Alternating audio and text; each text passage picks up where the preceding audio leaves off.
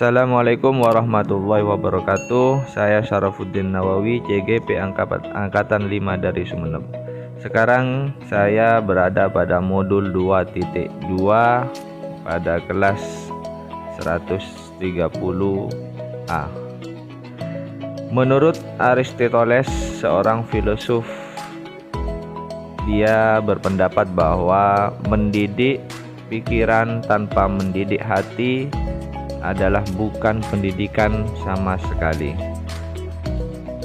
Sebelum saya mempelajari modul ini, saya berpikir bahwa pendidikan karakter itu tidak terdapat pada sekolah-sekolah formal.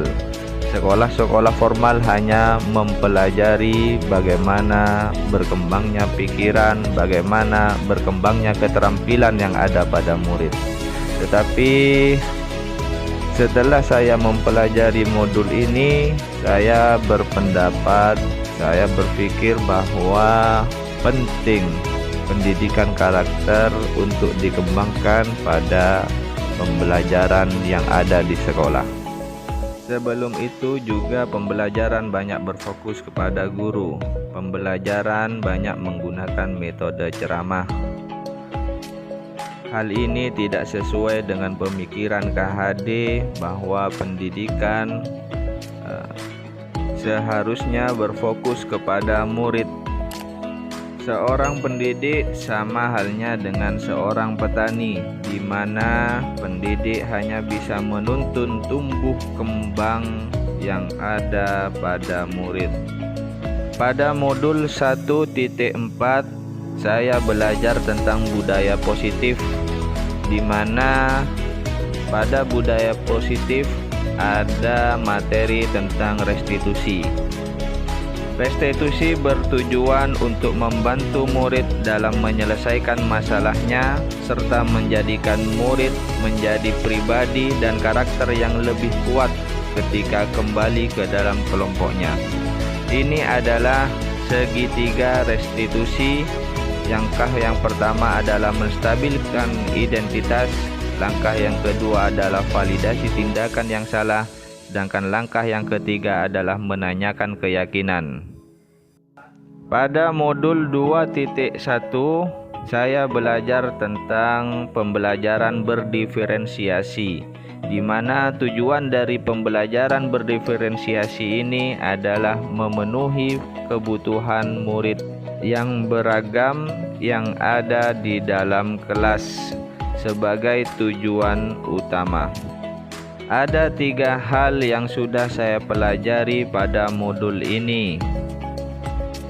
Yang pertama adalah kesadaran penuh atau mindfulness sebagai dasar penguat dari kelima kompetensi sosial, emosional atau KSE. Kesadaran penuh ini bisa dilaksanakan di awal pembelajaran dengan menggunakan teknik stop, berdoa, mendengarkan musik instrumen, curhat, dan lain sebagainya. Pembelajaran yang kedua adalah pembelajaran sosial dan emosional di kelas dan di sekolah. Pembelajaran yang dilakukan secara kolaboratif oleh seluruh komunitas sekolah yang memungkinkan anak dan pendidik serta tenaga kependidikan di sekolah memperoleh dan menerapkan pengetahuan, keterampilan, dan sikap positif.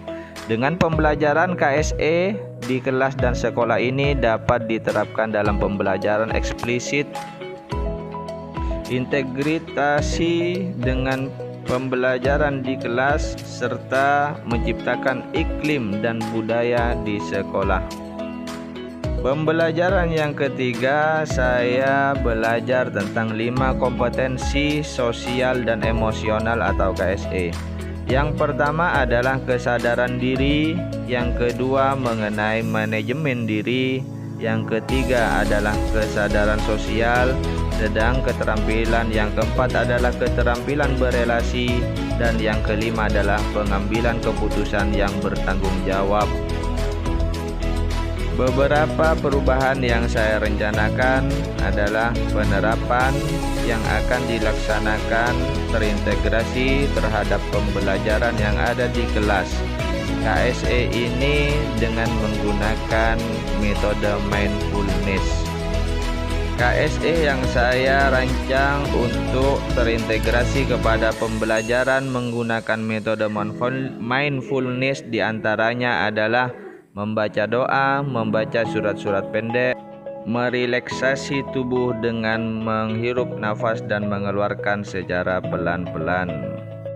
Sedangkan penerapan KSE pada teman sejawat dan komunitas atau PTK yang ada di sekolah menggunakan 3 metode. Yang pertama adalah menjadi contoh atau teladan, yang kedua adalah belajar bersama, yang ketiga adalah kolaborasi dengan komunitas atau PTK yang ada di sekolah. Terima kasih telah menonton. Wassalamualaikum warahmatullahi wabarakatuh.